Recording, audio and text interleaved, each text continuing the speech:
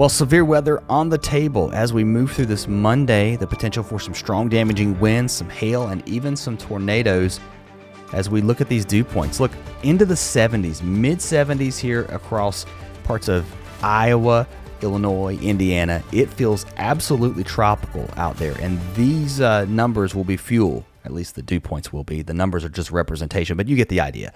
A lot of fuel out there for these storms.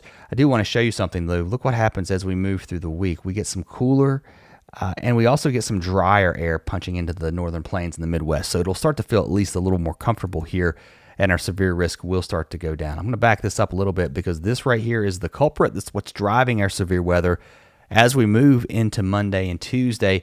First across these areas. That may be a little rough drawing here because we also have the potential today into New York. But on Tuesday, the strongest threat starts to shift here as we see that trough swing east.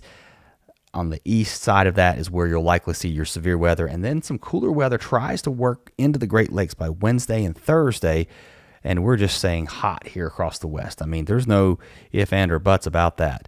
Cooler across the east, your weather pattern kind of going like this, everything going up and over this high and then south and east.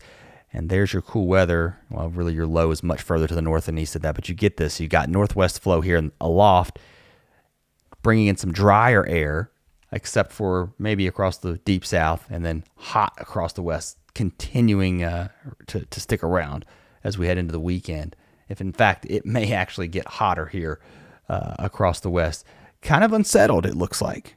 As we head into next week, if I had to look at this, I would say this is kind of an unsettled pattern. So we're definitely seeing things start to shift up. That may be good for some areas that have been extremely dry as things will change up. At least it looks like that at this point. Severe weather today. This is where we're looking at mostly from Indiana, Ohio, west. And the highest threat will be right here across western Indiana, northern parts of Illinois, and then into parts of Iowa. Don't discount this slight risk here that's in yellow either up into Wisconsin, into the rest of Iowa, and then even into parts of Michigan. And watch out here across parts of Nebraska, Kansas, northeast Colorado, and into New York, Pennsylvania. We've got one system that's moving through here this morning that will likely redevelop heading into the afternoon. And then look at this. We don't talk about the Southwest a lot. We don't see a lot of severe weather here, but the potential on the table today as we get some moisture moving off the Gulf of California that could interact with some of that afternoon heating. Tornadoes, a threat today for sure across mostly Illinois back into Iowa, but it's not a zero threat as far east as the Ohio-Indiana border and as far west as the rest of Iowa and even parts of Missouri and as far north as Wisconsin. So as we head into the afternoon, some of these storms will want to rotate with some shear before they start to line up and become more of a linear thunderstorm threat.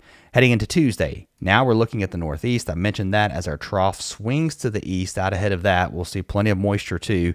And then we're looking at more thunderstorms back here across Kansas, Nebraska, and Colorado. And I do want to show you this. Look how widespread the threat for at least some severe weather is. Tuesday, also, of course, today we're seeing it as well. And then as we head into day 3, everything pushes off to the east. It doesn't look as strong, but that's something we'll be keeping an eye on as we head into Wednesday.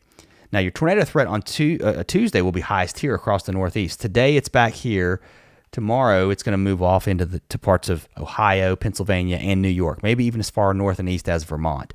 Timing some of this out, you can see your timestamp up here in the corner. So this is Eastern time. So as we go through the day today, all right, we're going to be watching these storms here across parts of Minnesota, dropping into parts of Wisconsin.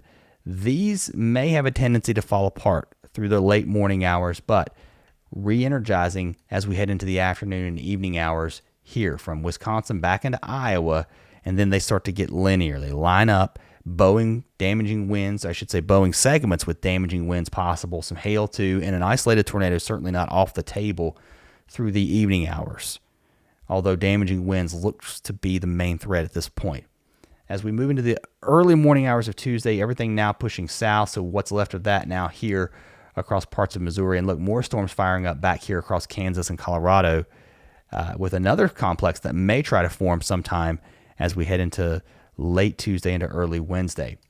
Further east, let's time some of this out too here. We've got these storms that will be moving through Michigan and then eventually into Ohio through the early morning hours and then into the northeast into New York and Pennsylvania. Now, How strong these get this afternoon, there's still a lot of question, but this area is being highlighted, so you can see that. And I think you got to watch these storms back here into Ohio too.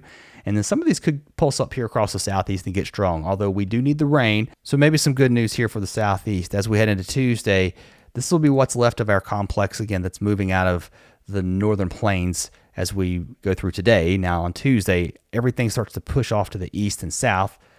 The northeast, I think you got to watch pretty much anywhere in this area for thunderstorms to develop Tuesday afternoon, Tuesday evening, and then maybe some welcome rain finally for some of these areas here from the mid-south into the mid-Atlantic, potentially on the table as our front drops to the south. Some showery conditions here behind our system as it moves off to the east and south. All right, temperatures. Look at this. This is the big change we're going to see. Triple digits today, up to the nation's capital, as close as New York. I don't think we're going to get to 100, but it's going to be in the 90s easily.